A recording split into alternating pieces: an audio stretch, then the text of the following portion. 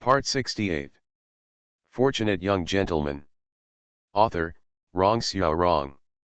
Chapter 672.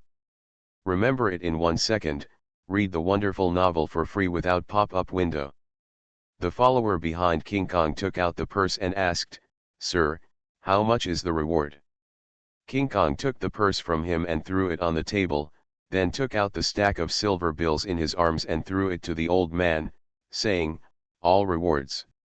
The follower was stunned in place, his face unbelievable. These silvers plus silver notes, at least 1,000 taels. King Kong was not so generous even when he was the richest. Now the palace is stretched to the limit, and his reward is enough for the food and clothing of the palace for several months. The old man put away the silver notes calmly, stroked his beard, and said with a smile, "Thank you, distinguished guest." Kong looked at Mr. Su and asked with a smile, "Mr. Su, don't you want to test one?" Mr. Su shook his head and said, "A friend of mine said that we should believe in science and not be superstitious." Kong asked in confusion, "Science?" Mr. Su explained, "It's the study of things." It turns out that Mr. Su's friend is a student of the study of things school. King Kong waved his hand and said, "No matter whether he can test accurately or not, Mr. Kong will just treat it as a joke. 1,000 taels of silver per test, isn't our money wasted?" Mr. Su hesitated for a moment, nodded, and said, "In that case, let's just test one at random." He picked up the pen and wrote the word on the paper. King Kong looked at the old man and asked, "What does this word mean?" "This is simple," the old man smiled and said, "3 mouthfuls are taste, and you eat 3 meals a day. If I guessed correctly, you must have a big appetite, right?" Mr. Su looked at the old man, a smile on his face, nodded and said, "The old man guessed it right. I eat 3 bowls of rice in 1 meal." "That's natural." The old man stroked his beard, laughed and said, "I am Lu Bangxian, a disciple of Zhuchen Xuan. I have been fortune-telling for many years, but I have never failed." Leaving the fortune-telling stall, Mr. Su and King Kong walked on the street. He glanced at King Kong and asked, "Your Highness knows that he is a liar, why do you reward him with so much silver?" King Kong smiled and said, "I know he is a liar, but I am happy to be deceived by him. I am happy. What can be better than being happy?" He looked at Mr. Su and said with a smile, "Mr. Su's fortune-telling is really interesting. 3 mouthfuls of food, 1 person eats the food of 3 people. Does Mr. Su really have such a big appetite? Why didn't I see it?" "Of course not." Mr. Su smiled faintly and said, "It's not easy to travel in the world. Not embarrassing others is not embarrassing yourself. I have no grudges against him. Why should I expose him and destroy his reputation?" King Kong shook his head, thought of something, and said, "There is something that I want to say for a long time, but I don't know whether I should say it or not." Mr. Su said, "Your Highness, just say it." King Kong looked at him and said, "I am convinced of Mr. Su's ability, but Mr. Su's words are really ugly." On the street, a young man next to the fortune teller counted the silver bills in his hand and said in a trembling voice, "Master, master, 1,000 taels, really 1,000 taels." The old man quickly packed up the stall, glanced at him, and said, "Look at your inexperienced look. If you go out in the future, don't say you are my disciple, Lu Bangxian." The young man smiled embarrassedly and asked, "Master, who is that noble man? Why is he so generous?" Lu Bangxian reached out and knocked on his head, and said unhappily, "I told you a long time ago that the most important thing in our line of work is the eyes. You have to know what the dignitaries in the capital look like. You don't even know His Royal Highness Prince Kong. How did you get along in the capital? You have eyes." The young man glanced at him and said, "You have eyes. Last time, you said that the eldest son of the Tang family was in a bloody disaster and his life was in danger. He was beaten half to death and was thrown into prison for a month. What are you talking about? What are you talking about?" What? The old man kicked him on the butt a few times and said angrily, "You have grown up and dared to contradict even the master? Do you think you are strong enough to become a master?" "No, no," the young man was kicked a few times and immediately became honest. He changed the subject and said, "But master, we cheated King Kong. Aren't you afraid that he will react and make trouble for us? What do you know? Fortune and wealth are sought in danger, especially in our line of work. If you take a risk, a thatched cottage will become a pavilion. If you fight hard, a copper coin is worth 10,000 gold. If you are afraid of everything, you might as well change your career early." He glared at the young man and said, "Hurry up and pack up. You can't stay in the capital anymore. To be safe, you can't stay in Chen State either. We will go to Chu State and Kyoto. I heard that there is little competition among peers there, and the powerful and wealthy are stupid and have a lot of money." An hour passed, and Tang Ning was still thinking about the letter. Who was secretly reminding him, and why was he so sneaky and hiding? He didn't seem to have any friends in the capital, but he had many enemies. After thinking about it, there was no definite guess. Tang Ning shook his head and stopped thinking about it. It's better to have one more friend than one more enemy. Xiao Xiao walked into the yard, walked to Tang Ning's side, glanced at the note in his hand, and asked, "Brother, who wrote this? It's so ugly." In this women's martial arts examination, Tang Yao Yao was eliminated early, but Xiao Xiao advanced all the way and successfully entered the finals. Tang Ning initially thought that her strength was on par with Tang Yao Yao, but now it seems that he still underestimated her. Although she is only 16 years old and has only been practicing martial arts for 2 years, Tang Yao Yao and Lu Ya, who are a few years older than her, are no match for her. Tang Ning dared not even think about such a terrifying talent.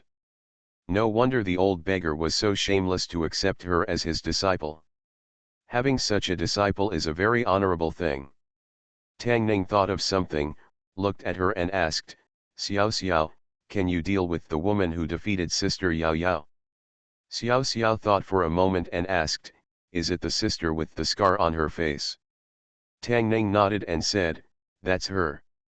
Xiao Xiao shook her head and said embarrassedly, "I'm not her opponent yet." After she finished speaking, she looked at Tang Ning again and asked, "Brother, do you want Xiao Xiao to defeat her?" Tang Ning shook her head and smiled, "It's okay, I'll think of a way." Xiao Xiao looked down at him and said a little disappointedly, "I'm sorry, Xiao Xiao is not her opponent, I can't help you." The old beggar came over and said dissatisfiedly, "How can my disciple say such a thing?" Xiao Xiao looked up at him and said helplessly, "But master, her swordsmanship is really powerful. After half a year, she will not be my opponent, but I really can't beat her now." Swordsmanship is shit," the old beggar sneered and said, "My old man, there are 100 ways to break her knife skills." But he just finished speaking, and then changed his tone and said, "Although my methods are useful, they are all a bit troublesome." He looked at Tang Ning and said, "Go ask the butcher about the knife skills. He will definitely have a way to solve it." Tang Ning was so angry with Zheng today that he forgot about it. He walked to the old Zheng who was sharpening his knife and asked, "Old Zheng, can you break the knife skills of the woman with 2 knives?" Old Zheng shook his head and said, "No." Tang Ning looked at him and said in surprise, "No way, there is a knife skill in the world that you can't break." Old Zheng said, "Even if you use the method of provoking me, I can't break it." Tang Ning thought about it, picked up Nanan who was standing next to Lao Zheng and watching him sharpen the knife, and smiled, "Nanan, I will take you to play with brother Zhao Yuan." "Okay, okay." Nanan clapped her hands happily and said, "I like playing with brother Zhao Yuan the most." Snap! Old Zheng threw down the butcher knife in his hand, looked up at Tang Ning, and asked, "What do you want to do?" Fortunate young gentleman. Author, Rong Xiao Rong. Chapter 673. Remember it in 1 second and read wonderful novels for free without pop-ups. If Tang Ning didn't use the ultimate trick, Lao Zheng would never know how high the sky is. It is one of his hobbies to always say inappropriate words and cause trouble for others at critical moments, but he also has weaknesses and weaknesses. His weakness is his baby girl. Zhao Yuan is surrounded by little girls and likes to make his daughter happy. Although he may not have any other intentions, his character is easy to change and his nature is hard to change. Lao Zheng has long regarded him as a thorn in his side and repeatedly told his daughter to leave Zhao Yuan. That big pig's hoof is farther away. Tang Ning hugged her daughter, looked at him, and asked, "Can it be broken again?" Lao Zheng nodded and said, "There is no sword technique that cannot be broken in the world. As long as you have a move, you can break it." Tang Ning couldn't reach Lao Zheng's level, but it didn't matter, as long as he knew Lao Zheng could deal with that woman. Lao Zheng stood up, put down the knife, washed his hands, then walked to Xiao Xiao and said, "Miss, come here with me." Tang Ning stood at the side of the martial arts training ground, watching old Zheng teach Xiao Xiao how to defeat the woman's sword skills. This beast, after only watching it once, actually memorized all of the woman's moves. When Tang Ning watched the woman compete, she occasionally one or two flaws can be seen, but in Lao Zheng's hands, this set of sword skills become seamless and watertight, and no flaws can be seen at all. The old beggar stood next to Tang Ning, glanced ahead, and said, "The path of the knife to kill the pig has been narrowed.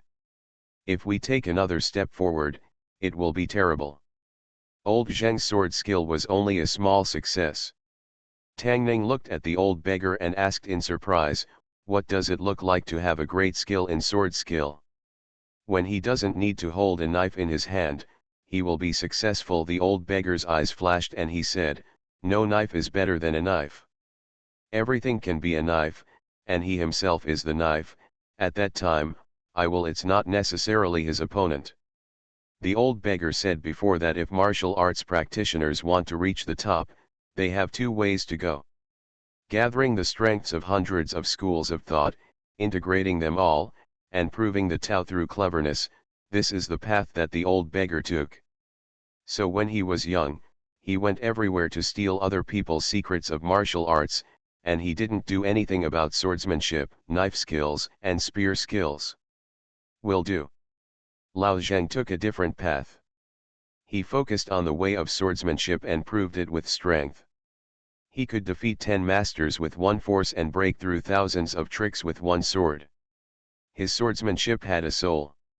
He could not beat the old beggar in actual combat, but in a negotiation as for Deo Deo, even 10 old beggars can't compare to him. Tang Ning turned to look at the old beggar and asked, "When will he become a master of swordsmanship?" The old beggar said, "Let's wait another 100 years. Wait another 100 years, it will be the same as not saying it." 100 years later, Lao Zheng can only practice swordsmanship in front of the king of hell. Tang Ning understood what the old beggar meant. It was already extremely difficult for old Zheng to make a breakthrough in his life. This was a good opportunity for him. Practicing martial arts is like sailing against the current. If you don't advance, you will retreat. If you don't advance, others will. Progress means retreat, and there will always be times when he personally teaches Lao Zheng how to speak as a man. Xiao Xiao was practicing alone on the grass. Lao Zheng patted the grass clippings on his buttocks, walked over and said, "Even if you learn these things, Miss may not be that woman's opponent. You'd better let your cousin do it." "What's mine?" After being tricked by old Zheng so many times, Tang Ning was very sensitive to a certain word and subconsciously wanted to refute it. Only then did she realize that what he said this time was correct. She shook her head and said, "So many pairs of words, keep an eye on her. She didn't participate in the martial arts competition from the beginning, and she won't be able to compete later." After speaking, he looked at Lao Zheng and asked, "Xiao Xiao is not necessarily her opponent." Lao Zheng said, "There is a 90% chance of winning." Tang Ning was surprised and said, 90% is not certain. What's wrong with 90%? Isn't there still a 10% chance of defeat? Lao Zhang frowned and looked at him and said, how could you, an elder brother, let your sister take risks? Where is your conscience? The martial arts competition was done to the point. To be on the safe side, the weapons used were unedged. There was no major danger at all. Even Tang Ning wasn't too worried, but Lao Zheng's reaction was a little too intense. Uncle Zheng, it's okay. Xiao Xiao came over and said with a smile, I also want to take advantage of this opportunity to practice more. If I miss it, I don't know when I will wait until next time. Lao Zheng didn't say much, nodded, and went back to the eaves to sharpen his knife. A figure walked in front of him. Old Zheng raised his head and saw the old beggar looking at him with a black face. The old beggar looked at him condescendingly and said warily, you are so concerned about what my disciple is doing. Do you want to compete with me as a disciple? Let me tell you, don't think that you are her master if you teach her 2 sword-breaking moves. No way. After more than half a month of fierce competition, Chen Guo's first women's martial arts competition finally ushered in the final competition. Even though the competition for the top spot in martial arts has not yet come, the winner of the competition in the arena in the past 2 days is very likely to be the first female jinchi. There are still a lot of people watching in the auditorium of the Zioki Camp Martial Arts Performance Hall. The daughter of Lu Shangshu's family won, and I won 20 taels, haha. Unlucky, I lost 50 taels. I asked you to buy Miss Lu a long time ago, but you refused to listen. Who can you blame now? Forget it, let's not mention it. Who will you buy for the next one? Let me see, the next match is between Yin Na and Xiao Xiao Xiao. Needless to say, it must be Miss Yin. She is a popular candidate for the top spot in martial arts. If there are no accidents, she will definitely be the top pick this time. Why didn't you tell me earlier that I bought the wrong thing again? You bought it without asking for it yourself. Do you blame me? The upcoming competition can be said to affect the minds of most people. This woman surnamed Yin from Shenzhou has defeated many opponents with a stern attitude since the beginning of the martial arts competition. After a defeat to this day, many people have already concluded that this time she is the winner of the top prize in martial arts. As for her opponent, people are not familiar with her. They only know that she is a young girl. She seems to have performed well in martial arts, but she cannot compare with the woman named Yin. The Tangning family sat in the best seats next to the ring, and the old beggar held 2 round walnuts in his hand for emergencies. Tangning had seen him use walnuts to punch through a tree. In his hands, these things could be as powerful as bullets. If anything happens on the field and Xiao Xiao is in any danger, he will take action immediately. Fang Xinyu was eating candied fruit while looking at the stage. Tang Ning took the bag of snacks from her and gave them to Xiao Ru Xiaoi and the others, while also looking at the ring. On the ring, 2 figures have stood still. The woman with the scar on her face and Xiao Xiao saluted each other. Xiao Xiao held a sword against his chest and said with a chuckle, I'm offended. 2 candidates, please listen clearly. The martial arts competition is held until the end of the point. No harm is allowed to human life, otherwise you will be disqualified.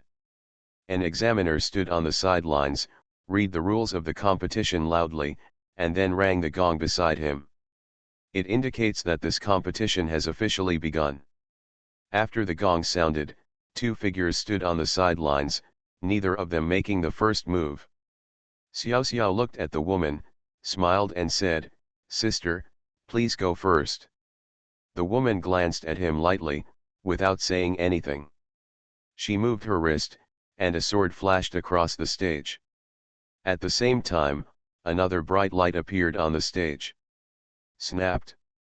The back of the woman's hand was hit by the blade of the sword.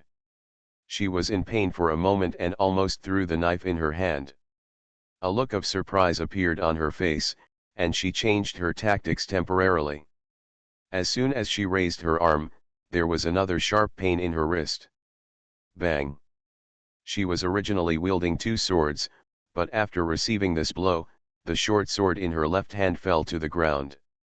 She didn't have time to pick up the weapon, her face changed slightly, and her eyes on the girl opposite finally became serious. Once it was an accident, the second time was definitely not. She tightly wrapped the remaining strip of cloth on the handle of the knife in her hand and looked at Xiao Xiao a few steps away, as if facing a formidable enemy. He looked at her with a small smile and made no move. Tang Ning stood on the sidelines watching this scene, feeling a little amused in her heart. Xiao Xiao didn't attack, not out of politeness, but because she was waiting for the woman to make a move. Only if she made a move first would her flaws be revealed, and Xiao Xiao would be able to restrain herself. On the ring, the woman looked at Xiao Xiao, and finally couldn't help it. She stepped forward again and slashed with the sword.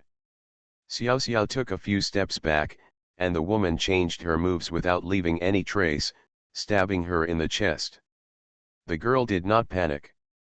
The sword originally held in her right hand appeared in her left hand at some point. She waved forward casually, and the sword struck the woman's wrist again. Snapped.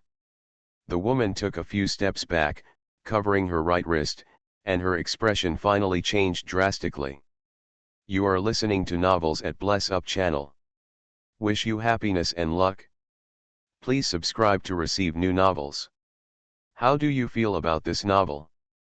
Please like and leave a comment. Fortunate Young Gentleman. Author, Rong Xiao Rong. Chapter 674. What happened? That little girl is so powerful, it turns out that she was also clumsy in the previous competition. Miss Yin, don't lose. I bet 100 taels of silver on you. Private casinos conducted a detailed analysis of the strength of these women who were left to the end, combined with their records. Yin Na is undoubtedly the best among them, and there is no way she will lose to this unknown girl. Many people are betting on her. On the body. So when they saw Yin Na being completely suppressed by the girl from the beginning, they instantly panicked. The gamblers in the audience were panicking, and the woman on the stage was already in chaos. Every move she made was restrained by the girl opposite her. It seemed that she came just to defeat her sword skills. After testing nearly 10 more moves, she reluctantly came to this fact. She raised her head and glanced at the opposite side again. When she raised her hand, it was obvious that she had changed to another set of sword techniques, but she could only hold back the decline.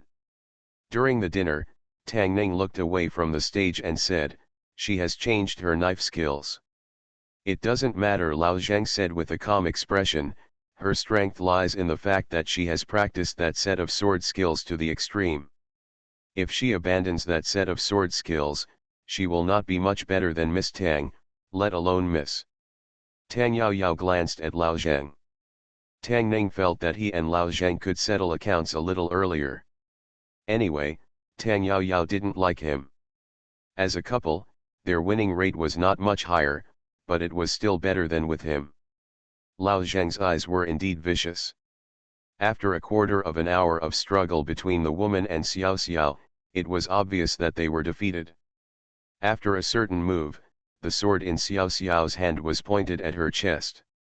She put away the dagger in her hand and said calmly, "I lost." Xiao Xiao also took back his sword and saluted, "I accept." An examiner ran to the field and shouted, "The winner of this round is, Xiao Xiao Xiao." "I lost, I actually lost. My money." I also remanded Yin Na's martial arts champion. Needless to say, the money must have been wasted. The outcome of this competition was beyond everyone's expectations, and many people complained about it. However, in front of everyone, they saw the woman surnamed Yin losing with their own eyes, and they could only complain a few words to her, and then focused their attention on the following on the competition. Although Xiao Xiao defeated the woman surnamed Yin, it only meant that she had no chance of becoming a Wu champion. With her strength, she could easily compete for the position of a Wu champion. What Tang Ning wanted was for the heat from this martial arts competition to drop from her head to facilitate his next move. Of course, the situation has been minimized, and in order to avoid being blamed, he has no intention of taking matters into his own hands. In the royal study, Emperor Chen looked at Tang Ning and frowned. You said that among the candidates for the martial arts examination, there are undercover agents from the grassland people. Tang Ning nodded, cupped her hands and said, Your Majesty, when I was in Chu State, I had dealings with grassland people, and it has been almost verified that there is more than 90% chance that this girl is from the grassland. Chen Huang stood up and said gloomily, How unreasonable. The imperial examination is a major state matter. The top candidate in the imperial examination of Chen State was actually an undercover agent of another country. If this matter spreads, the court's face and his face will be lost. Thinking again that he planned to meet Wu Zhuangyuan in person this time, Chen Wang's expression became even more gloomy. He looked at Tang Ning and said, I leave this matter to you. I would rather kill someone wrong than let him go. Tang Ning cupped her hands and said, I obey your order. Chen Huang thought for a while and then said, in addition, since they can sneak into this martial arts competition, they may not be able to sneak into the next time. Tell King Huai and ask him to strictly verify everyone's place of origin and sponsor. This time, I am the only one asking. Emperor Chen was obviously very angry about this matter, and presumably he was.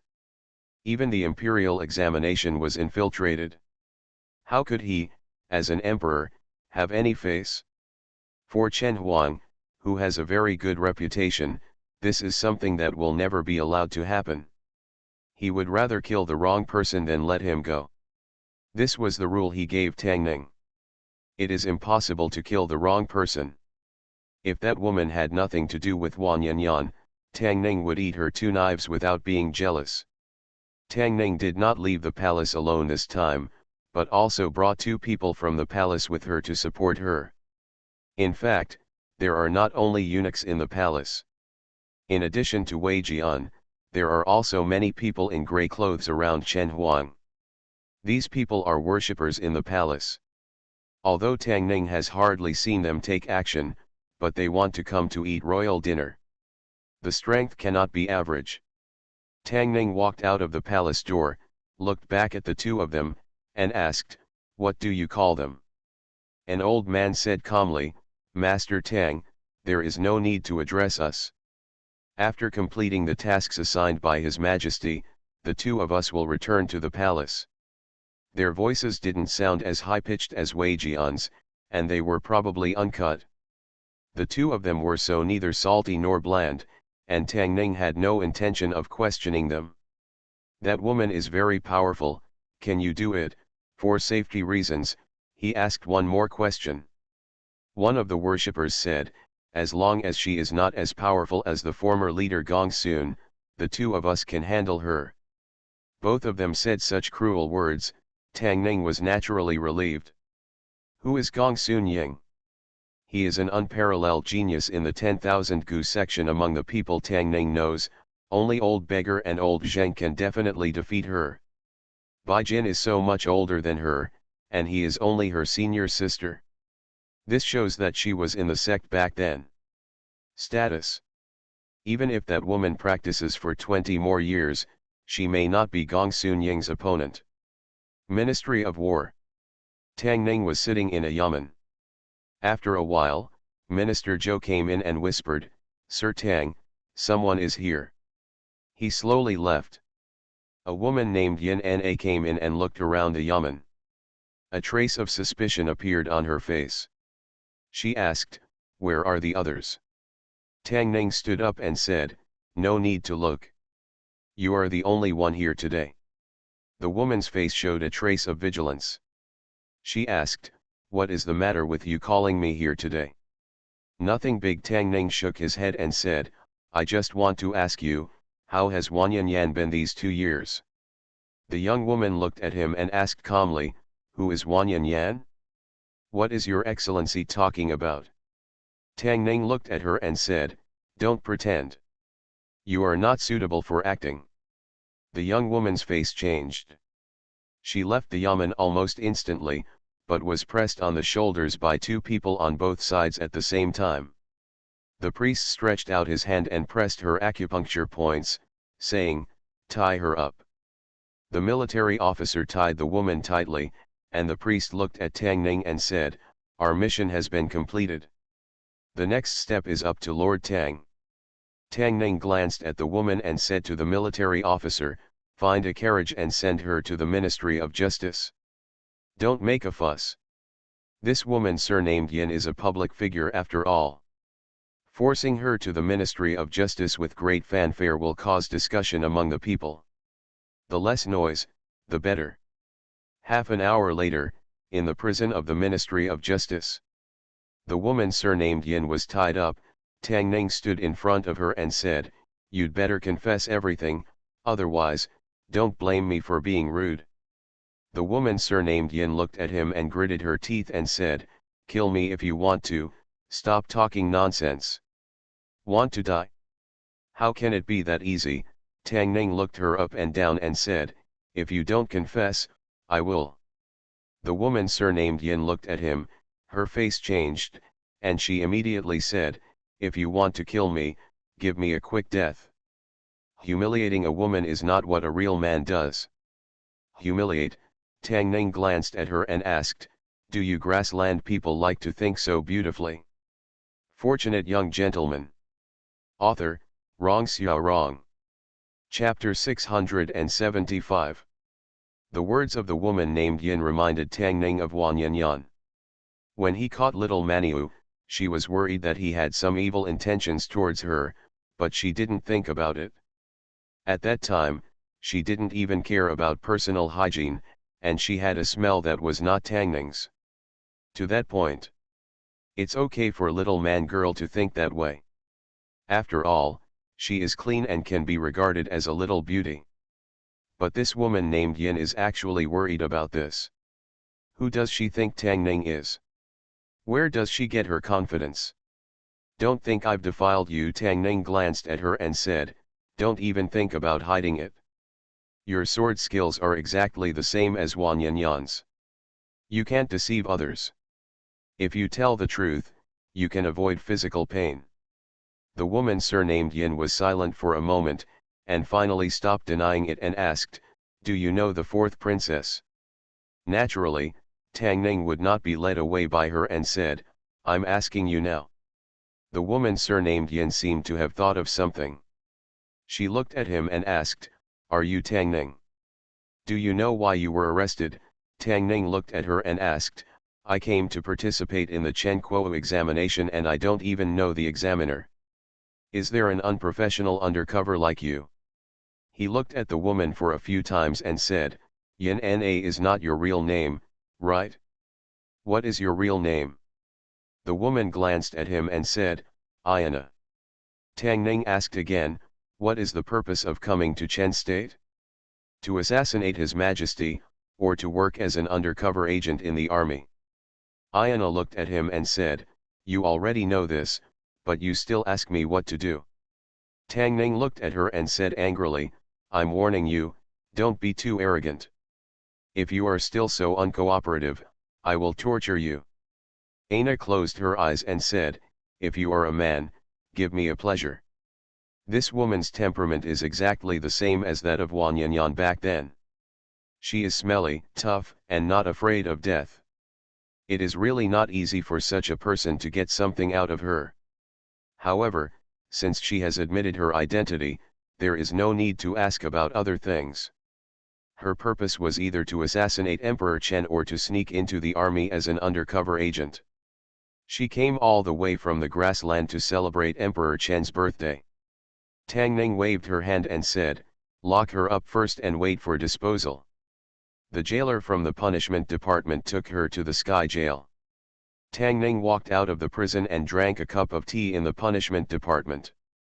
When she was about to leave, the jailer from before hurried over and whispered, "Sir, that woman asked to see you. Is she planning to recruit?" Tang Ning murmured in surprise and returned to the prison. The rope on Ayana's body had been untied, but she was still locked in the prison with heavy shackles on her feet and hands. The environment in the prison of the Ministry of Punishment is naturally not very good. Those who can be locked up here are all criminals who have committed serious crimes, or they are some criminal officials. The prison is filled with an old and rancid smell. The prisoners ate only leftovers and moldy steamed buns. In such an environment, those with weaker bodies would not be able to survive for long and would die of illness. There were countless souls coiled on the roof of this prison. Tang Ning stood outside the cell, looked at her, and said, "If you have anything else to say, just say it quickly. I'm still busy." Ayana looked at the jailer beside Tang Ning. The jailer immediately said, "Sir, I'm going out first." After the jailer left, Ayana looked at Tang Ning and said, "Yaner is my junior sister." Tang Ning asked in surprise, "Are you Gong Sun Ying's apprentice?"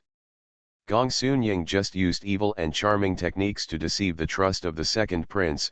How can he be compared with our master? Aina snorted coldly and said, "The second prince listened to the traitor, and this is the result of the past." As expected, Orwuza was not lovable anywhere. Even a woman who was caught as an undercover agent could despise her. Tang Ning looked at her again and said, "Did Wanyanyan send you here?" No. Ayana tilted her head and said, "When the Khan ordered me to come to Chen State, Yaner strongly opposed it. She believed that the Han people and we can coexist peacefully and opposed war." Tang Ning's expression was slightly strange. This incident had actually been expected by him. What happened in Chu State had a great impact on Wanyanyan. The second prince died, and none of her subordinates who followed her survived. Only after seeing the cruelty of war can they understand the value of peace. Before leaving, she didn't bring her favorite Han clothes or jewelry. She only took away a jar of ashes and a scimitar. At that time, Tang Ning realized that that unruly woman might have stayed in Chu forever. Country. Later, when Tang Ning heard the news about her from Minister Zhou, she was already the only female Khan in the Wanyan tribe, which controlled more than 10 tribes. Tang Ning looked at Ayana and asked, "Why are you telling me this?" "Because this." Ayana rolled up the sleeve of her right hand, revealing a delicate bracelet. Tang Ning asked in surprise, "How come you have this thing in your hands?" This bracelet was one he bought for Wanyanyan when he was shopping with Tang Shui and Zhao Man when he was in Chu State. Tang Ning thought she had left this thing before she left, but she didn't expect that she would actually bring it with her. Gone. Ayana threw the bracelet out and said, "Yaner said that if I see you in the capital, I will return this thing to you. If you see this thing, you will know what to do." "What should I do?" "Let you go." Tang Ning glanced at her and said, "Don't have a bad relationship. She and I are not that familiar yet, and she is not this kind of person." Tang Ning put away the bracelet, glanced at her, and strode out of the prison. Wanyan Xiaomeniu has actually become a bad person in the past 2 years. I don't know who she learned this trick of using connections to find backdoors from. Speaking of using connections to find backdoors, I don't know if he has kept the wolf tooth that Xiaomeniu gave him when he lent it to Xiaoju temporarily. Tang Ning hopes that he will never use it. Song Yi, the Minister of Justice, stood in the courtyard of the government office. When he saw Tang Ning coming out, he smiled and said, "Sir Tang, did you find out anything?" Tang Ning nodded and said, "This woman is a confidential figure of the Wanyan tribe in the grassland. Sir Song must treat her with caution. If something goes wrong, if His Majesty blames her, no one can bear the responsibility." Song Yi's face became solemn, asked, "How to treat her carefully?" "Please tell me, Lord Tang." Tang Ning thought for a while and said, "Prepare a separate cell for her, clean it up, and put a good bed on it. The cell is not clean, be careful that she will get sick. In addition, have someone make her meals again every day, and never send moldy or rotten food. Everything related to the grassland is a big deal. If she dies of illness in prison, this clue will be cut off, and no one in the Ministry of Justice will be able to escape. Song Yi nodded and bowed, saying, "Thank you Lord Tang for reminding me. We are all family." Lord Song is polite. Tang Ning smiled and waved his hand and walked out of the Ministry of Justice. This time he was not giving face to the female Khan, but to Wan Yan. Xiao Maniu is different from other grassland people. Her understanding of a certain matter is somewhat similar to Tang Ning's. Tang Ning does not hate grassland people, nor does she hate Han people. Tang Ning also hates war. She hopes that she can do something big on the grassland and change the current world. In the prison of the Ministry of Justice, Ina looked at the clean and spotless new cell, the brand new bedding, and the fragrant and tempting food, and fell into deep thought. Fortunate Young Gentleman. Author, Rong Xiao Rong. Chapter 676. Remember it in 1 second and read wonderful novels for free without pop-ups. Tang Ning walked in the peach blossom forest, helping Zhongyi and Su Ru pick fresh peach blossoms. The women's martial arts competition ended 2 days ago, so he could take a few days to rest. Although some not-so-good episodes occurred, fortunately they were discovered in time and did not have much impact. Through a sidebar of the Capital Daily, the common people knew that the candidate Yin Na had no chance of becoming the top female scholar because she failed in a competition, so she simply gave up the martial arts examination and quietly left the capital in the early morning when no one was paying attention. This incident caused a small discussion in the capital a few days ago, but at that time she had already been defeated by Xiao Xiao and lost the chance to compete for the top prize in martial arts. She faded out of the public eye, but it did not have much impact. Except for a few people, no one knew that these days, she had been staying in the prison of the Ministry of Punishment, and was provided with good food and drink. Apart from having no personal freedom, she ate, slept, and had no worries. Think about it and live the life that many people want to live. Chengguo was a huge country and there was no need to mistreat prisoners. The higher her status, the more likely she would be of greater use in the future. The champion in martial arts this time was Lu Ya, while Xiao Xiao abstained from the competition after defeating Ina. After all, Tang Ning asked her to participate in the martial arts examination just for fun, and did not intend for her to truly become the champion in martial arts. Return. As the minister of the Ministry of War and a prominent general, the Lu family was naturally proud of themselves. They held a 3-day banquet and wanted to announce this matter to the capital. Lu Ya got her wish, and in 2 or 3 months at most, she could go north to meet her lover. The common people and officials all praised Chen Huang for allowing women to compete in martial arts. Only a few people knew that the source of all this was Lu Ya's desire to reunite with that guy who couldn't stand up. Thinking of what Xiao Ju had done recently, it was actually difficult for Tang Ning to connect the ever-victorious general on the grassland with the young master Xiao he knew. He could not imagine how he could lead his troops and kill everyone on the grassland. Prairie, somewhere in a pasture. A young general wearing armor walked forward quickly, knelt down on one knee, cupped his hands and said, "General Xiao, there are a total of 136 people in this department, 16 horses, 461 sheep, everyone is equal. He has been captured by the soldiers, please give instructions from the general." Xiao Ju waved his hand and said, "Take them all back." He got on his horse neatly, with a smile on his face, and said, "Lu Ya and Tang should really be shown how majestic this general is now." The young general came over and said, "General, there is a report from the front. There is something unusual about Wanyan's command these days. Should we go back to Shengzhou first?" Xiao Ju waved his hand and said, "What are you afraid of? It was so hard to find these small tribes. If you don't care about them now, will you wait until their reinforcements arrive?" He looked forward and said, "This place is still far away from Wanyan's main headquarters. We can go further 100 miles and go back in 3 days.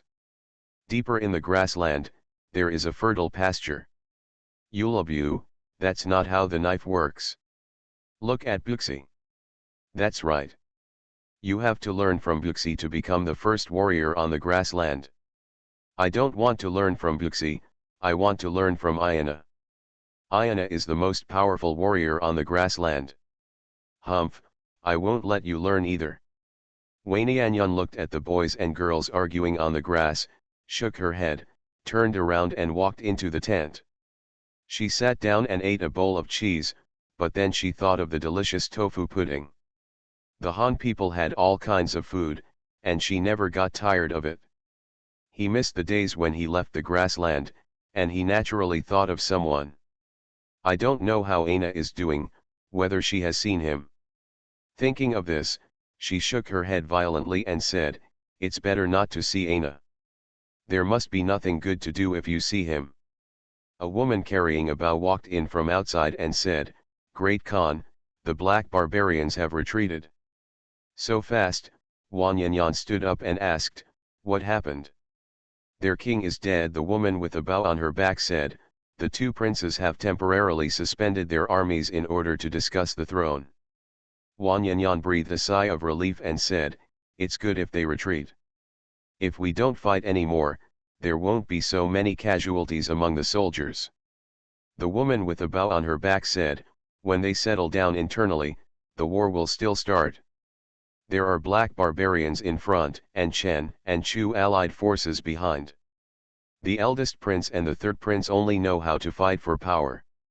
If this continues, the Wanyan tribe will be destroyed." Wanyanyan sighed.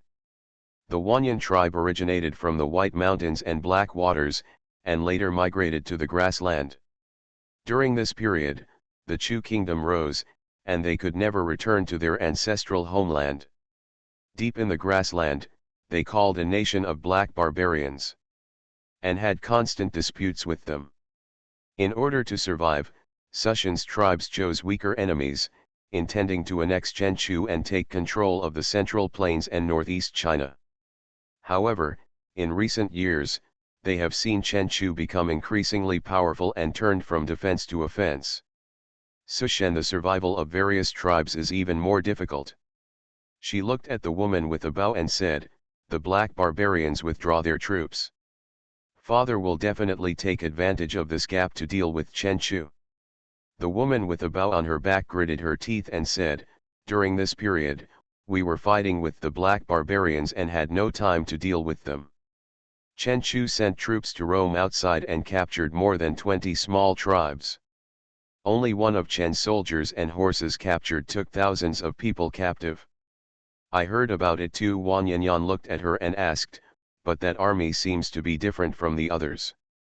The woman with the bow on her back relaxed her expression and said, "Those people only captured them, but did not massacre the people.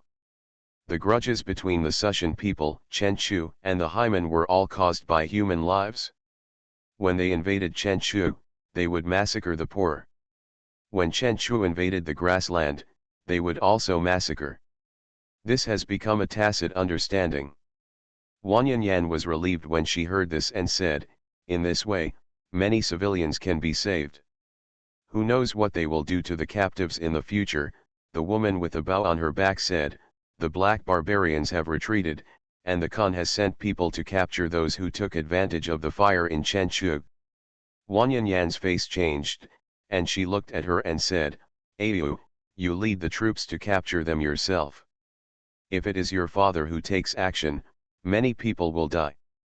You get ahead of them, capture them alive, and you can use them to exchange for some captives." The woman with a bow on her back looked at her and sighed, "The princess is really kind."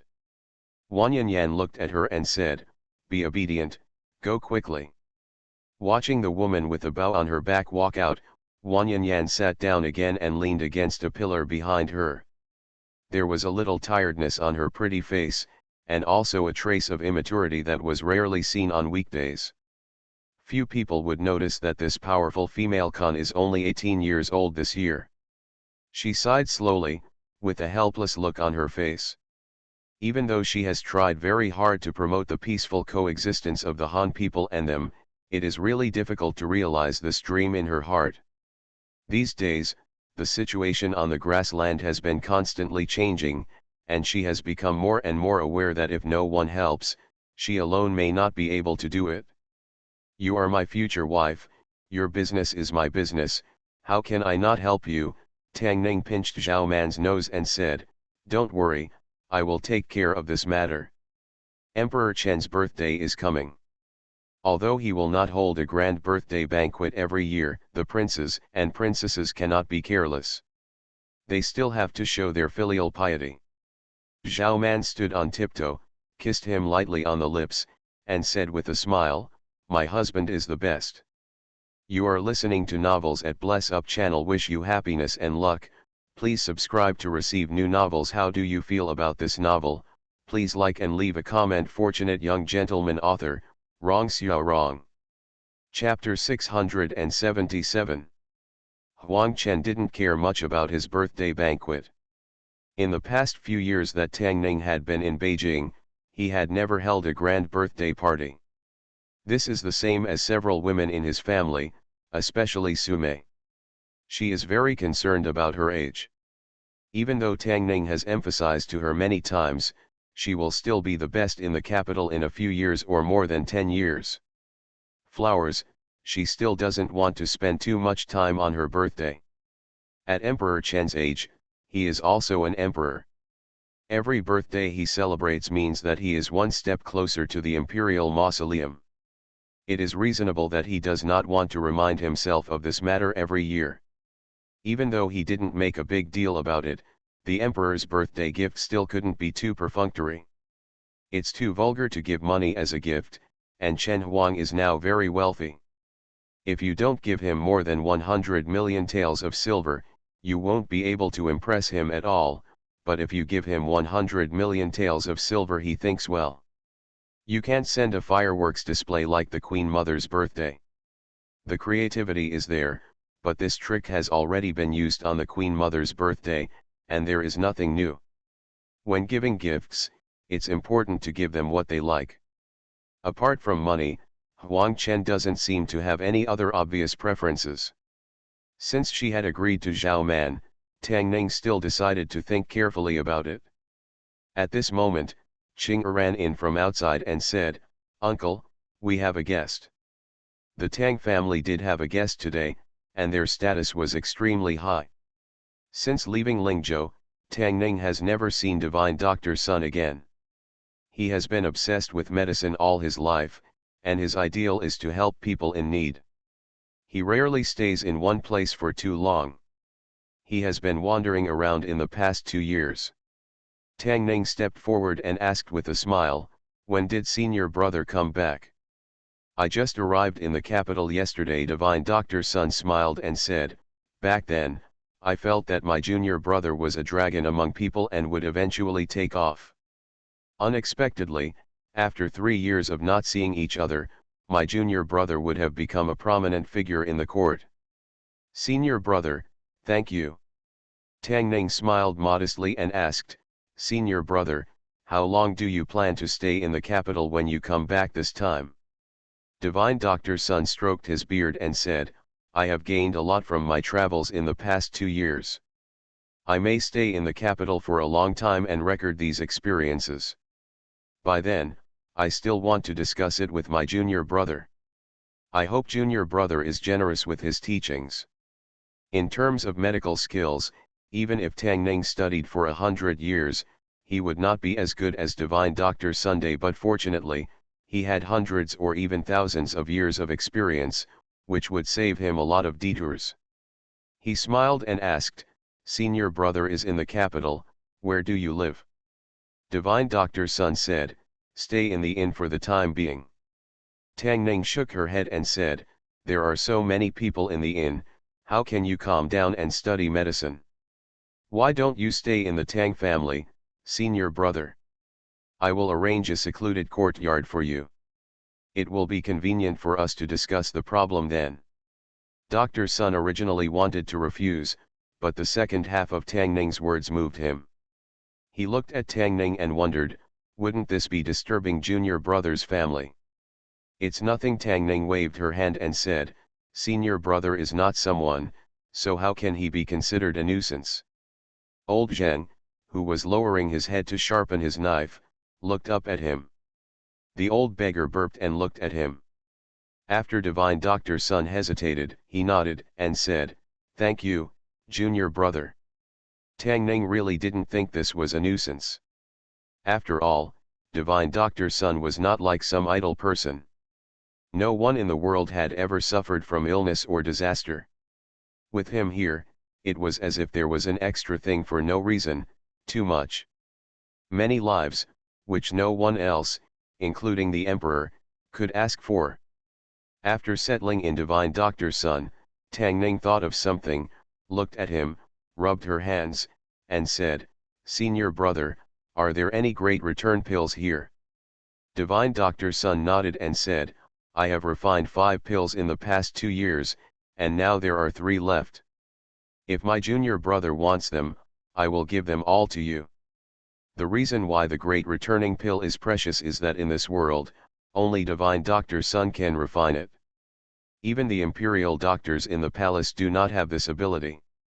In 2 years, Divine Doctor Sun only refined 5 pills, which shows how precious this thing is. Tang Ning looked at the porcelain bottle that Divine Doctor Sun took out, her face turned red, and she stretched out her hand and said, "How embarrassing." Divine Doctor Sun smiled and said, "If you leave this thing here with me, it won't be of much use. Junior brother, if it is useful, just put it all away." After getting the porcelain bottle, Tang Ning asked, "Is this thing difficult to refine?" "It's not too difficult to refine it." Divine Doctor Sun shook his head and said, "The main reason is that the medicinal materials for refining this product are extremely precious and difficult to collect. In the past 2 years, I have traveled all over the western regions to search for medicinal materials, and I have found that only these few were refined." Tang Ning said generously, "Senior brother, if you need any medicinal materials, just ask and I will prepare them." Divine Doctor Sun said, "These medicinal materials are difficult to buy. Refining them once costs at least 100,000 silver. Tang Ning waved her hand and said, "It's okay. I'll have someone prepare it 10 times first." Dr. Sun looked at him as if he didn't care, as if it was not 1,000,000 taels, but 100 taels. He pursed his lips, and finally said nothing more. Tang Ning admitted that he was actually a bit stingy, but when it was time to be generous, he never cared about money. A big rejuvenation pill can save a life, but 100,000 taels of silver cannot. This thing is a life-sustaining elixir. The more the merrier. Tang Ning is willing to spend any amount of money on it. Zhou Mingli and Chen Yuxian walked in from outside. Zhou Mingli looked at Divine Doctor Sun and said in surprise, "Mr. Sun, long time no see." "It's Mr. Zhou." Divine Doctor Sun smiled and said, "We haven't seen you for 2 years. Congratulations to Mr. Zhou for your promotion." Tang Ning left the courtyard without delaying her father-in-law's reminiscing with Dr. Sun. He came to Su Mei's room, handed a porcelain bottle to her, and said, "You must keep this great rejuvenation pill. It can save lives at critical moments." The great returning pill. Su Mei had obviously heard of this legendary divine item, and said in surprise, "This item has a price but no market. Even the emperor can't buy it. Where did you get it? It can't be a fake. Right? Don't worry, the others may be fake, but this one is definitely not." Tang Ning handed the porcelain bottle to her and said, "This is refined by my senior brother." Su Mei was surprised and said, "Senior brother?" After listening to his explanation, Su Mei rolled her eyes at him and said, "You are a person who, apart from girls, even deceives the elderly. What kind of lie?" Tang Ning said, "I am relying on my real talent and learning. Do you think Mr. Sun is as easy to deceive as you?" Su Mei's eyes flickered and she asked, "Am I easy to deceive?" "You'd better lie." Tang Ning held her in his arms and said, "As long as I treat you a little better, you will want to tear your heart out. Is there anyone better than you to lie to me?" Su Mei's jade was wrapped around his neck, her breath was like blue, and she said softly, then just lie to me for the rest of your life. Tang Ning responded with his eyes, because his lips were blocked and he could not speak. Tang Mansion, another place. Dr. Sun withdrew his hand from Zhong Yi's wrist and took Su Ru's pulse again. When he stood up, Chen Yuxian couldn't wait to ask, "How is it?" Dr. Sun said, "There is nothing wrong with the health of the two girls." Chen Yuxian said, "But why haven't they?" Mrs. Chen doesn't know something divine. Dr. Sun stroked his beard and said, "This kind of thing is not entirely the fault of the woman. Many times, it is the problem of the man that leads to the lack of heirs." Chen Yuxian turned pale and said, "Dr. Sun mean that the one with the problem is Ning Er?" Divine Dr. Sun sighed and said, "None of the four ladies of the Tang family have any heirs. It can almost be concluded that it is his problem." Zhong Yi and Su Ru's faces were red, but in front of Dr. Sun, Zhong Mingli, and Chen Yuxian, they were too embarrassed to tell the whole story. They could only lower their heads deeply and stare at their toes. When Tang Ning walked out of the room, she found divine Dr. Sun and her father-in-law standing in the yard, looking at him with strange eyes. His heart skipped a beat. Could it be that he still had Su Mei's lip marks on his face? No, he had obviously wiped it off before he came out. He walked forward, looked at them, and asked, "Brother, father-in-law and mother-in-law, are you okay?" Chen Yuxian looked at him with pity in his eyes and said, "Ning Er, don't worry, Dr. Sun will definitely cure your disease." Fortunate young gentleman. Author, Rong Xiao Rong. Chapter 678.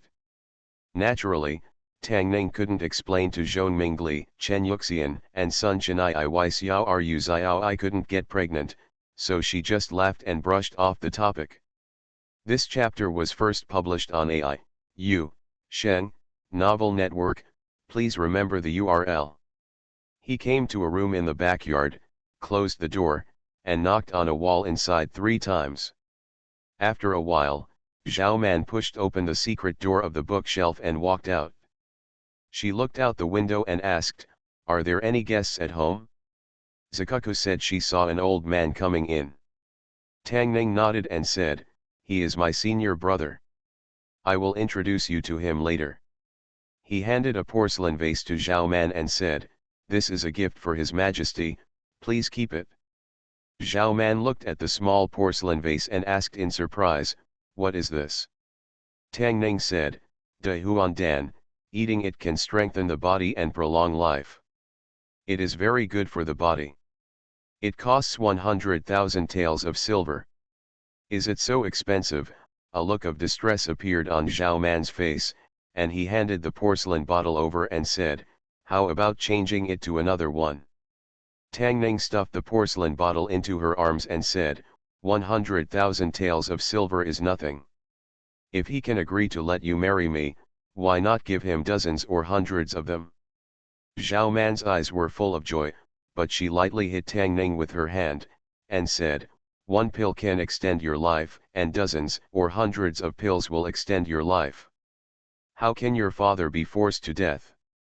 Tang Ning and Zhao Man were affectionate for a while, and then she returned to the princess mansion and prepared to return to the palace to present gifts. Zhao Man's gift was settled, but Tang Ning also had to worry about Zhao Yuan's gift. Today's King Run is no longer the Zhao Yuan of the past. Everything he does in front of Emperor Chen must be meaningful. Even if he doesn't realize it himself, they, the people standing behind him, must make arrangements for him. Comprehensive. It just so happened that Mr. Sun returned to Beijing, Zhao Man's gift was obtained from him, and Zhao Yuan's gift also required him to put some thought into it. Tang Ning asked for some health-preserving prescriptions from divine Dr. Sunday. Zhao Yuan's soup-making skills were now top-notch, so it wouldn't be a problem to make a few refreshing and nourishing medicinal meals.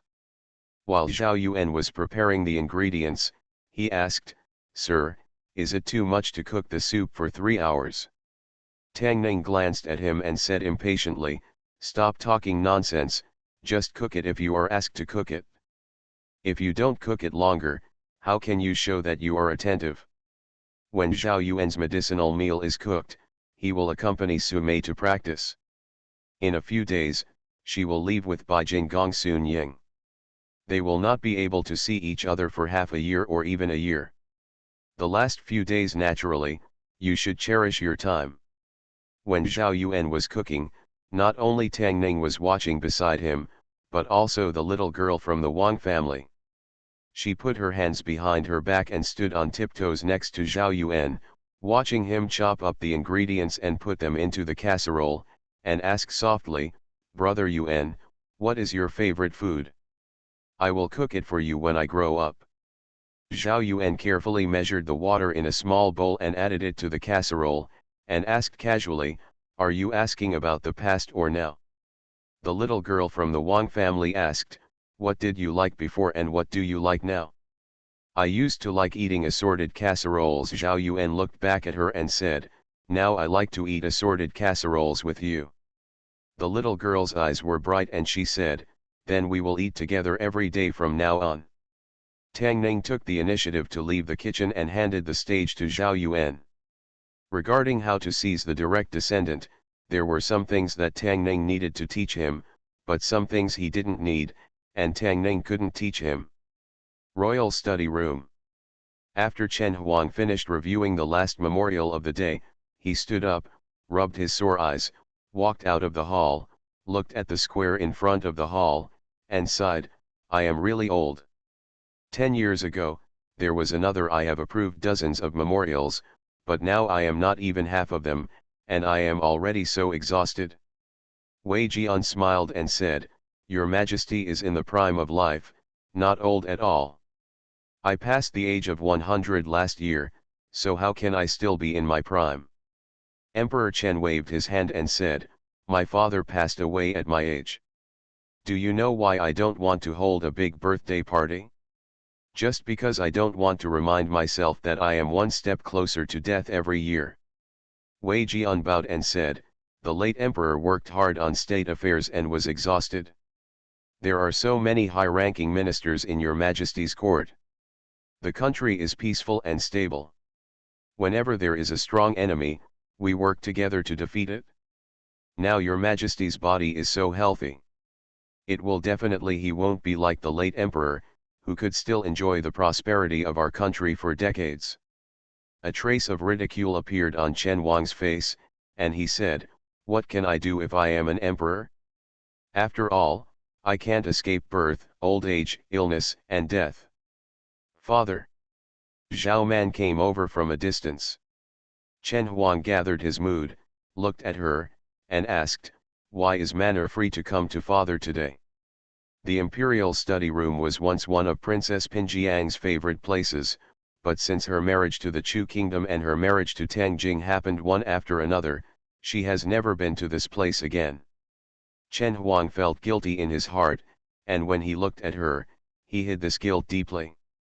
Zhao Man took out a small brocade box from her arms and said, "Father's birthday is coming soon, and Manor is here to give him a gift." Wei Jian stepped forward and took it carefully. Chen Huangxiao asked, "What did Manor send?" Zhao Man said, "It's the Great Returning Pill." Emperor Chen said in surprise, "The Great Return Pill?" "The Great Returning Pill." Wei Jian looked at the brocade box in his hand and said in shock, "Your Majesty, the Great Returning Pill is a good thing. It is said that this thing came from the hands of Sun Chenai. The sick and injured can regain their souls and live longer after taking it. Those who are not suffering from illness can eat it to strengthen their health and prolong their life." "Prolong life?" A trace of doubt appeared in Chen Wang's eyes, and asked, "Does this thing really have such a miraculous effect?" Wei Jian said, "Back to your Majesty, the effectiveness of this Great Return Pill has been proven. It has a price but no market. It is impossible to buy. Only Sun Chenai can refine it, not even Taiyuan Hospital can refine it.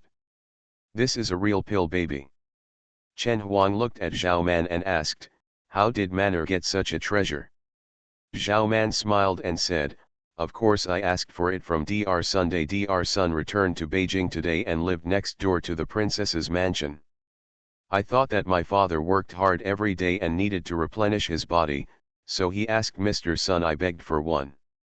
A moment later, in the imperial study room, the imperial physician Chen Ling Yuheng carefully looked at an elixir on the plate, bowed and said, "Your Majesty, this elixir is indeed a great return elixir, and it must have come from the hands of my master. I will never admit my mistake." Manner is interested. Chen Huang showed a hint of relief on his face, looked at Wei Jian, and said, "The yard recently repaired by the Ministry of Industry will be given to her." As soon as he finished speaking, he suddenly sniffed, then smiled, and said, "Yuaner is here." Zhao Yuan walked in from outside the palace carrying a soup cup and said, "Father, the soup is here, drink it while it's hot." Emperor Chen took 2 sips of the soup, looked at him, and asked with a smile, "Your royal brothers and sisters have prepared birthday gifts for me, has Yuaner made any preparations?" Zhao Yuan pointed to the soup cup and said, "This is the birthday gift I prepared for my father. I learned a few medicinal recipes from the miracle doctor. Grandpa, the miracle doctor said that after eating this medicinal diet, you can strengthen your body and live a long life if Yuaner makes it for you every day. Your father, mother, and concubines can also live a long life, and your royal brothers and sisters can also live a long life."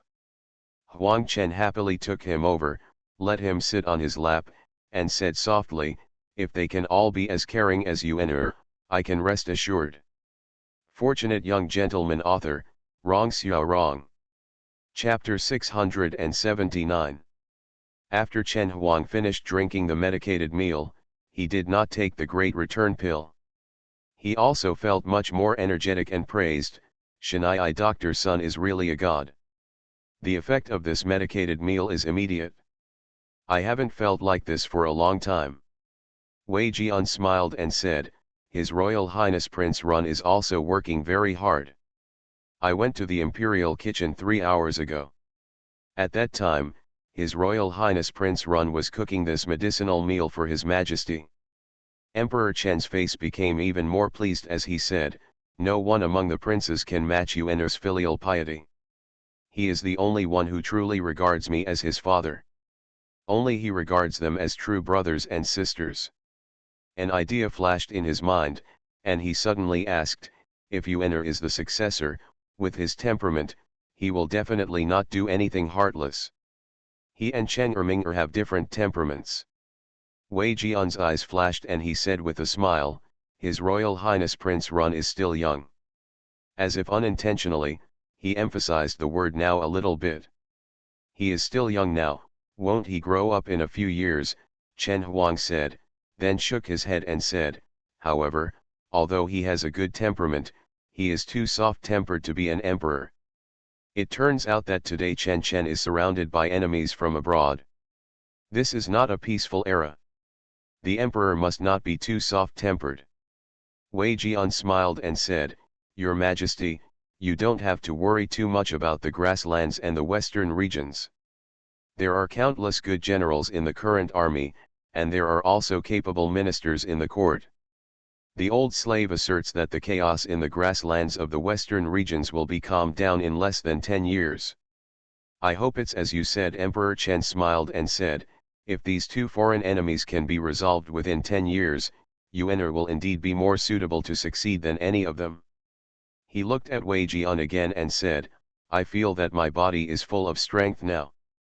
Send someone to Shangsha province and get me another 100 envelopes." At this time, Run Wang Zhao Yuan had already left. Except for Chen Huang and Wei Jian, no third person heard these words. Chen Huang seemed to have a sudden idea. After saying a few words, he never mentioned the matter.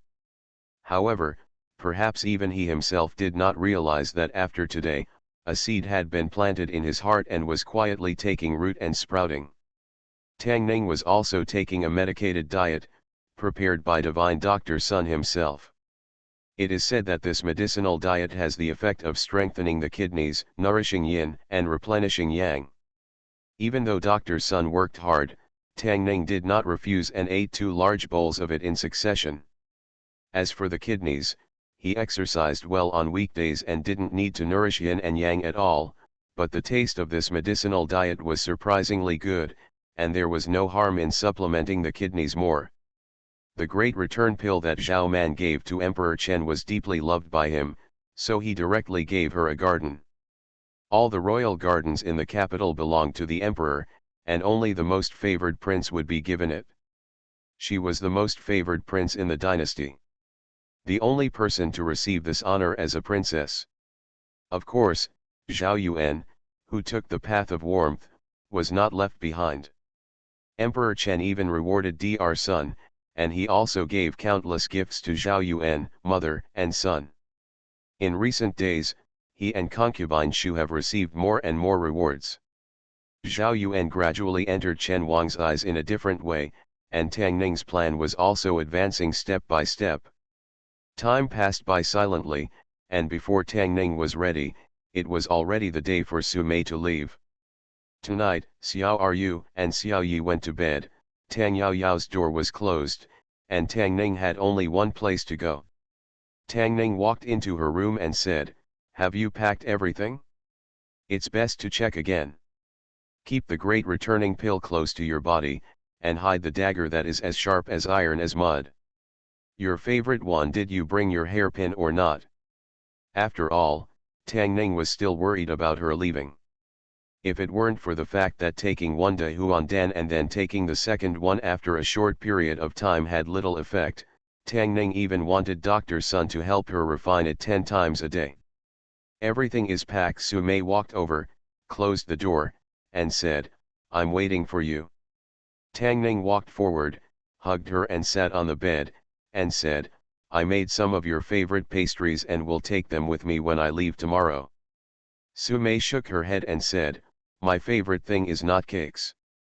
Tang Ning asked, "Then what do you like best?"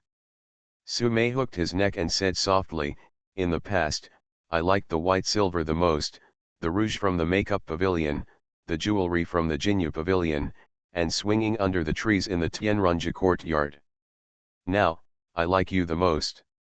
It's the third watch of the night, and the bed inside the window makes a soft sound, being rolled over by red waves. Outside the window, dark clouds cover the moon, and the chirping of insects gradually becomes quieter. Capital, outside the west gate. Zhongyi Su'Ru and Tang Yao Yao were saying goodbye to Su Mei. A little further away, Gong Sunying Baijin was holding a horse and standing not far away wearing a cloak. Tang Ning stepped forward, looked at the two of them, and whispered, "It doesn't matter whether we fight for the holy girl or not, but if she misses even a little bit, I will lead my troops to pacify central Guizhou and conquer the old territory of Liang Kingdom. You will never even think about it in your lifetime. Restore the country. Are you threatening us?" Baijin frowned slightly. As soon as he raised his arm, he was pressed down by Gong Sunying again. Gong Sunying looked at him and slowly said, "Don't worry, Mr. Tang, we will put the safety of senior nephew Su as our top priority during this trip, and we will not let her suffer any harm." The carriage started slowly, Gong Sunying and Baijin got on the horse. Su Mei looked back, her eyes full of reluctance.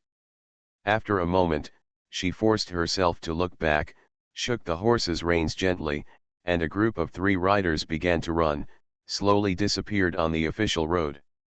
On the official road, Gong Sunying reined in his horse lightly, turned the horse's head, stopped Baijin's horse, and let Su Mei walk in front alone.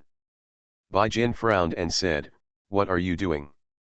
Leave her alone." Gong Sunying glanced at her and asked, "Do you know why no man likes you?" Baijin looked at her and asked, "Do you have one?" Gong Sunying ignored her words, looked at her and said, "Don't forget how the prince died. If something happens to Master Nephew Su, he can do anything to wipe out Jianzhong." Thinking of the prince's death, Baijin gritted his teeth and said, "He is just a madman." "That's a madman we can't afford to offend." Gong Sunying glanced at her and said, "Keep your eyes open and see. If we want to restore our country, we cannot do without your apprentice. Can she become a saint? It doesn't matter, if something happens to her, all our years of hard work will be in vain. Before Su Mei left, Tang Ning was full of energy every day. After she left, he felt like his body was hollowed out and he couldn't bring himself to do anything. He picked up a piece of spy information on the table and looked at it. Lu Ya just came to chat with Zhongyi and the others and brought good news. Xiaoju's military exploits in the north have accumulated to a terrifying level. If he keeps this pace, it will be enough for his General Xiao Zhonglang to become General Xiao in less than a year. This espionage letter also showed one thing. Xiaoju did not take his words to heart at all, but instead worsened the situation. Chen State did deploy a large number of troops in the northwest, but they were mainly for defense. Those soldiers and horses were enough to prevent people from the western regions and grasslands from getting any benefits from Chen State's territory. But on the grassland, their combat power is still not comparable to the Sushan cavalry. Even if he wins 100 times, as long as he fails once, the accumulated military exploits will become a posthumous gift. When Lu Ya walked out, Tang Ning stepped forward and reminded her, "Write a letter with your own hand and have it delivered to him. Tell him to return to Shenzhou first and not go further into the grassland." Lu Ya nodded and said, "I will." Tang Ning sighed. Xiaoju didn't listen to him. He should have listened to Lu Ya's words. He couldn't bear the consequences of not listening to Lu Ya's words. Lu family. Lu Ya finished writing the letter, put it in an envelope, stood up, and was about to take it out for delivery when her wrist accidentally hit the corner of the table. Snapped. The jade bracelet on her right hand hit the corner of the table and broke into several pieces.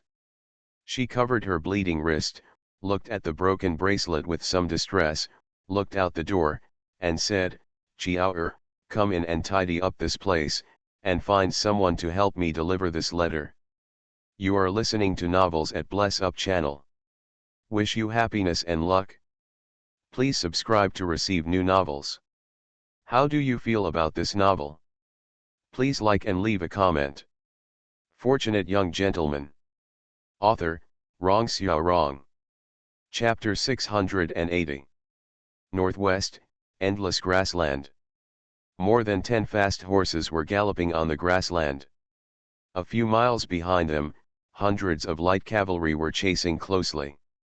The strong men with bows on their backs were about to draw their bows. A woman waved her hand and said, "The Khan said, capture them all alive." Several people put down their bows and arrows after hearing this. A mile away, among the more than 10 people, a young general urged his horse forward, looked at Xiaoju, and said, "General, you go first, we will stay behind to cover the rear." "How long can you stop them with just a few of you?" Xiaoju stuck to the horse and said, "Run separately, as many as you can run." "General, this is an order." The young general looked at Xiaoju with a solemn expression, turned back and said, "The general has ordered, everyone run separately." The pursuers behind were getting closer, and more than 10 cavalrymen heard the words, turned their horses' heads and fled in different directions. Half a day ago, their team of 500 people happened to encounter a large group of grassland cavalry. Except for the dozen of them who broke through, all the 500 people were captured alive. Although they escaped by chance, they were about to be caught up.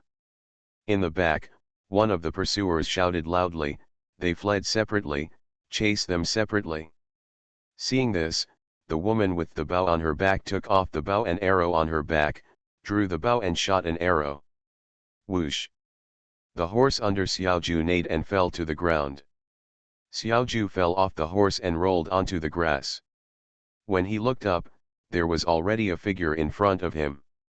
The woman pointed the arrow at him and said in not very standard Chinese, "Surrender." When Xiaoju got up from the ground, several people had already rushed forward and captured him. Although more than a dozen knights fled separately, they still could not escape the fate of being captured alive. Soon, they were all captured and tied up on horses. The team of hundreds of people slowly went deeper into the grassland. A grassland man said, "The Han people killed so many of us, and these people captured our compatriots. Let's just kill them. The woman with a bow on her back looked at him and asked, "Do you want to disobey the order of the fourth princess?" The man looked tangled, bowed his head and clasped his fists and said, "I dare not." Not long after, he raised his head and asked again, "The fourth princess wants the Han people to coexist peacefully with us. How is this possible? The eldest prince will not agree, the third prince will not agree, and the Khan will not agree. If this continues, the Khan will take back her tribe. Don't worry about these. It's not our turn to teach the fourth princess what to do," the woman with a bow on her back said lightly, and the man never said a word again. The group continued to go deeper, and soon, the ground under their feet suddenly shook slightly. They looked up and saw a black line in front of them. Thousands of cavalrymen were galloping towards them. The man looked at the flag in the front and said, "It's the prince's men." The cavalry stopped dozens of feet away from them. A muscular man rode up and laughed. It turned out to be Commander Ayu. "Did you catch the Han general?" The woman with a bow on her back said, "Yes, Butai, you are late. He is our prisoner now." The man named Butai waved his hand and said, "We have been looking for them for 3 whole days. How did they become your prisoners?" The woman with a bow on her back said, "Whoever catches it will be theirs. This is the rule.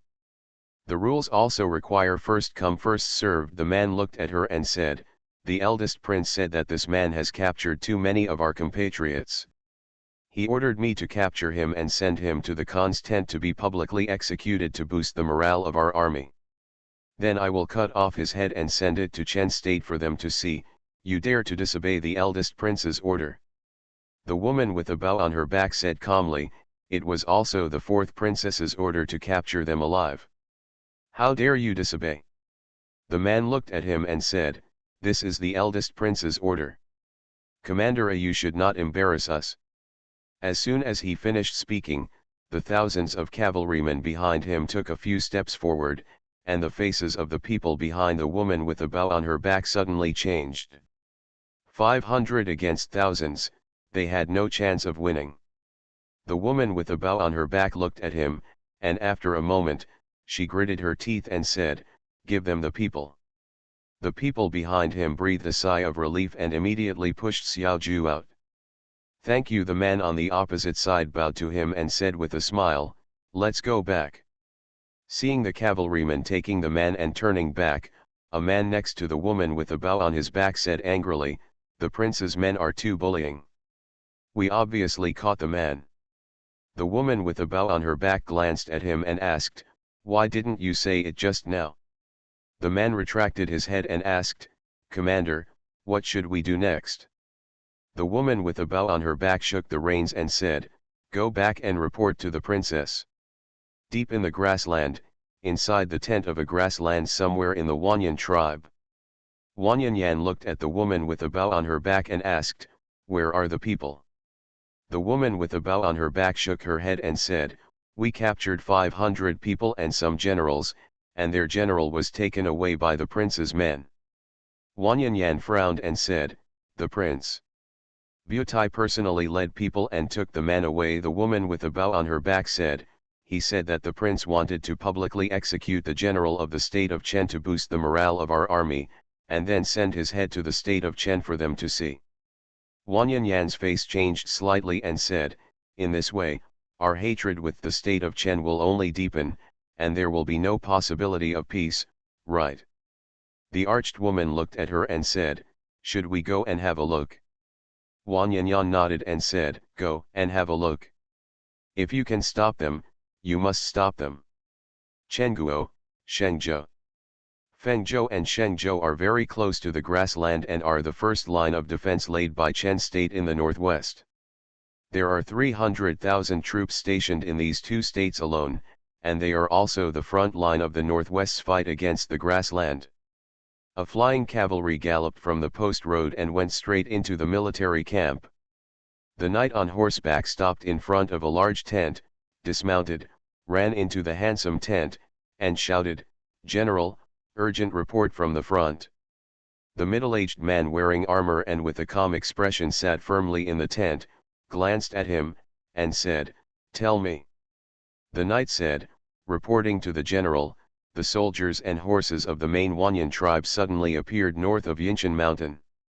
General Xiao and the 500 soldiers under his command were unfortunately captured alive by them. News came from the front that the Wanyan tribe was going to attack Xiao. The general carried out a public execution." What? After hearing this, the middle-aged man could no longer keep his expression calm. He slammed the table and said loudly, "Say it again." The knight gritted his teeth and said, Wanyan Department will conduct a public execution of General Xiao, and invite all the tribesmen of Cao Sushan to watch the execution. The time is 3 days later." The middle-aged man sat down again and murmured, 3 days, it's too late." A general stood up and said anxiously, "General, please send an army into the grassland immediately to rescue General Xiao." "Shut up," the middle-aged man looked at him and said sternly, "Are you going to let all the soldiers in the army die in order to rescue General Xiao?" The general's body trembled and he could only sit down honestly. The middle-aged man thought for a while, looked at the other man, and said, "Send the envoy to Wanyan tribe quickly to negotiate with them. We are willing to exchange twice the number of prisoners of war for the lives of General Xiao and 500 soldiers." The man said, "General, Wanyan Department never negotiates with us. Now that things have come to a point, we can only give it a try first." The middle-aged man sighed and said, "In addition, we have to hurry up and send this matter to the capital as soon as possible." Fortunate Young Gentleman. Author, Rong Xiao Rong. Chapter 681. In the past few months, both Chen and Chu sent troops into the grassland and wiped out some small and medium-sized tribes, but they only operated within 100 miles and did not dare to go too deep. The Wanyan tribe, which had unified all the Sushan tribes, had been holding back for the past few months. Until a few days ago, it suddenly appeared north of Yinshan Mountain. The troops of both Chen and Chu were caught off guard. The loss is not small. Among them, the news that a certain general of Chen state was captured alive by Wanyan's tribe and was about to be publicly executed had been spread a few days ago. For Chen Chu, this was undoubtedly a warning to other tribes. The tribes closest to Wanyan's main tribe were the ones who got the news first. They had arrived a few days ago and were ready to watch the biggest event in these days. Wanyan Khan had been feeling unwell in recent days, so the matter was left to the eldest prince to handle.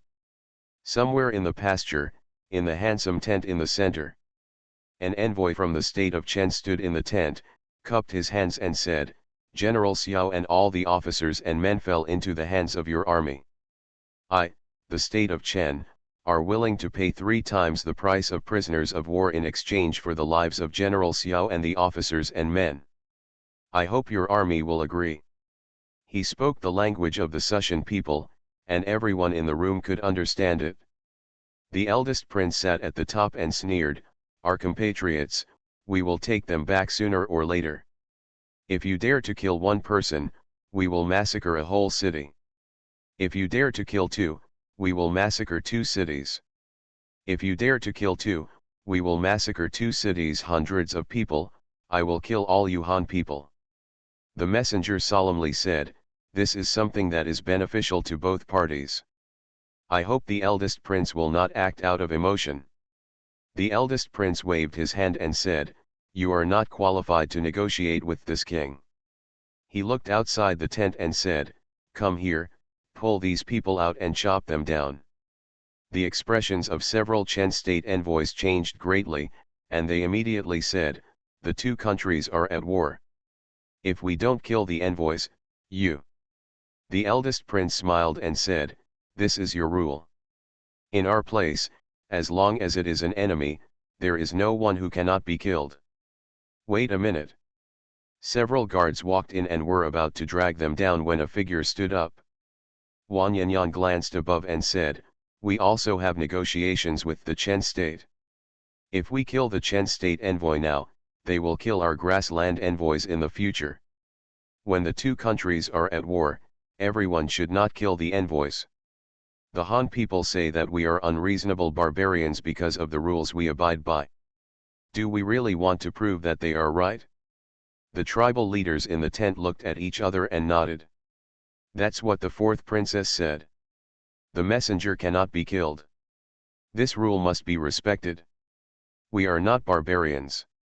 The eldest prince looked down and frowned. Even he couldn't ignore the opinions of so many people and go his own way. He glanced at Wan Yanyan dissatisfied, waved his hand and said, I will spare your lives today, go away. Seeing this, several Chen state envoys stopped saying anything. After looking up, they slowly exited the room. One of the leading men sighed and murmured, these are just a group of uncivilized barbarians. What should we do? An assistant officer behind him had a complex expression and said, General Xiao, I'm afraid this time it's going to be a disaster. In the tent, the eldest prince looked at everyone and said, tomorrow is the execution ceremony.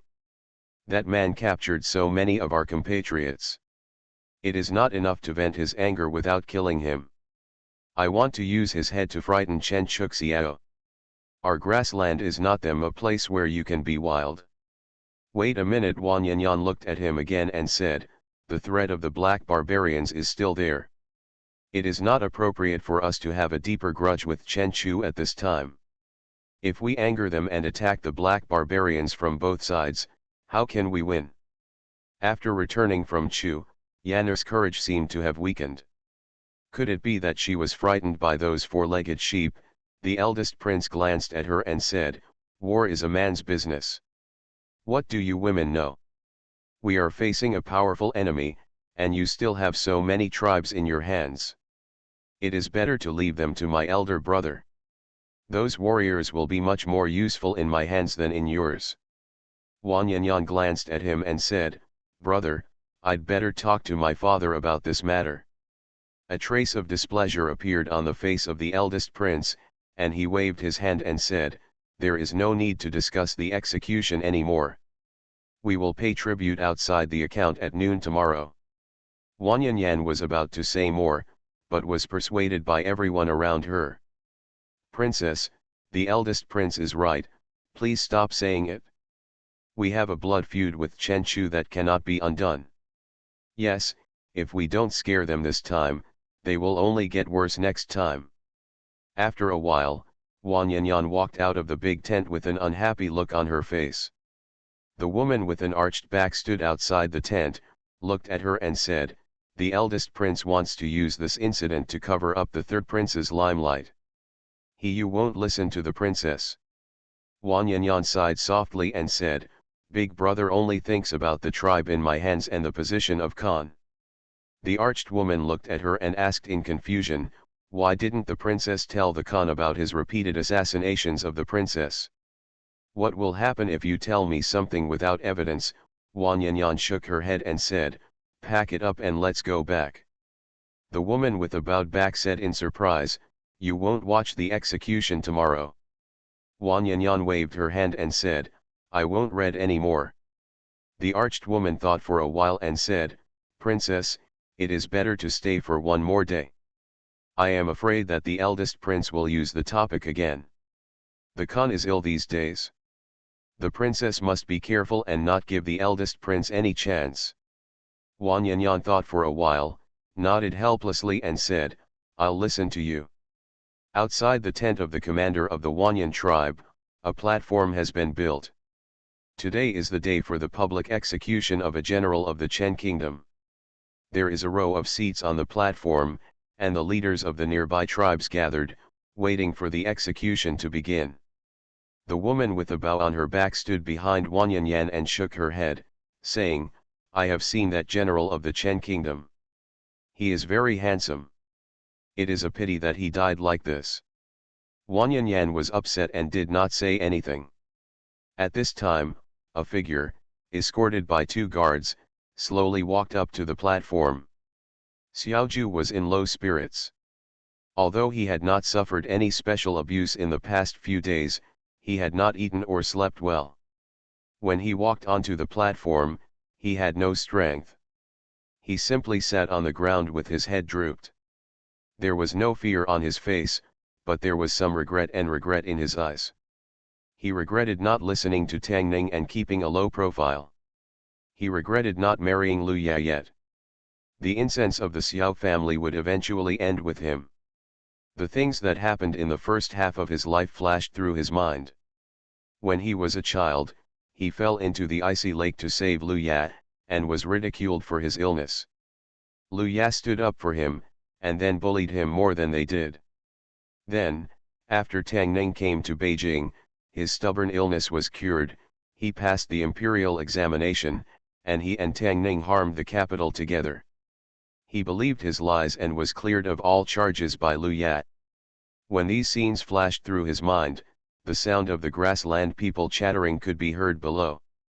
A person behind the eldest prince looked at the sky, looked down, and shouted, "It's time, execute." The executioner on the stage turned down the collar on his neck to prevent it from affecting the blade when beheading. Xiao Ju's collar was roughly turned up, revealing a pendant on his chest. The pendant was a wolf's tooth, strung with an ordinary rope, and looked very rough. On the stage, Wang Yanyan glanced at it and could no longer look away. The next moment, she quickly walked to the stage, pulled off the wolf tooth pendant on Xiao Ju's chest, and when she saw a small yan carved on it, she looked at him again and asked in a daze, "Where did this come from?" The eldest prince stood up, looked at her, frowned and said, "Yan'er, come down quickly." Wang Yanyan ignored his words and stared at Xiao Ju. The eldest prince looked at the people behind him and said, "Bring her down, and execute her quickly." When the people walked onto the stage, Wang Yanyan's eyes suddenly looked over, snatched the big knife from the executioner's hand, and heavily inserted it on the stage, angrily saying, "Let's see who dares."